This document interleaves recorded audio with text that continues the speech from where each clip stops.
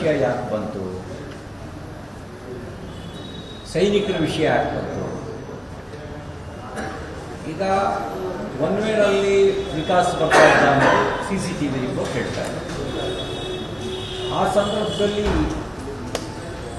ಆ Vikas ಗಾಡಿಗೂ wing commander ಗಾಡಿಗೂ touch ಆಗಿದೆ door ತೆಗಿಬೇಕು. ಅದು ಇಂಡಿವಿಜುವಲ್ ಇನ್ಸಿಡೆಂಟ್, ವೈಯಕ್ತಿಕವಾಗಿ ಆಗಿರ್ತಕ್ಕಂಥ ಘಟನೆ.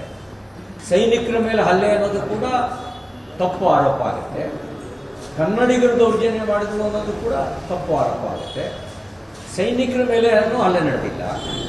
ವಿಂಗ್ ಕಮಾಂಡರ್ ಇರ್ಬೋದು ಅವರು, ಆದರೆ ಇವರು ಸೈನಿಕ ಅನ್ನೋ ಕಾರಣಕ್ಕೆ ಯಾರನ್ನ ಟಾರ್ಗೆಟ್ ಮಾಡಿದಾರ? ಅಲ್ಲ. ವಿಕಾಸ್ ಅವ್ರು ಹಿಂದಿವಾಲ ಅಂತ ಟಾರ್ಗೆಟ್ ಮಾಡಿದಾರ? ಅದು ಸುಳ್ಳು.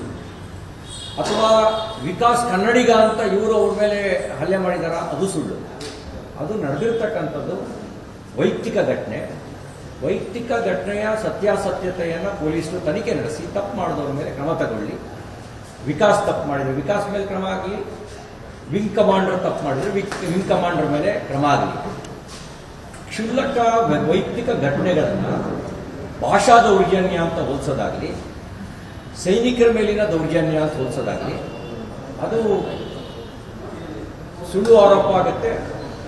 ಮತ್ತು ಸಾಮಾಜಿಕವಾಗಿ ಇರುವಂಥ ಸಾಮರಸ್ಯವನ್ನು ಹಾಳು ಮಾಡ್ತಕ್ಕಂಥ ಕೆಲಸ ಆಗುತ್ತೆ. ಅದನ್ನು ಯಾರು ಕೂಡ ಮಾಡಬಾರ್ದು. ಇದನ್ನು ವ್ಯಕ್ತಿಗತ ನೆಲೆಯಲ್ಲೇ ನೋಡಬೇಕು. ವ್ಯಕ್ತಿಗತ ನೆಲೆಯಲ್ಲಿ ಯಾರು ತಪ್ಪು ಮಾಡಿದ್ರು ಅವ್ರ ಮೇಲೆ ಕ್ರಮ ಆಗಬೇಕು ಅಂತ ಆಗ್ರಹಿಸ್ತೇನೆ.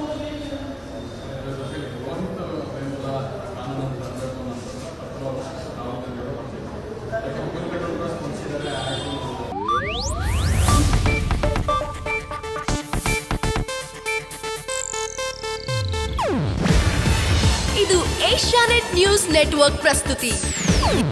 ನೀವು ನೋಡ್ತಿದ್ದೀರಾ ಏಷ್ಯಾನೆಟ್ ಸುವರ್ಣ ನ್ಯೂಸ್.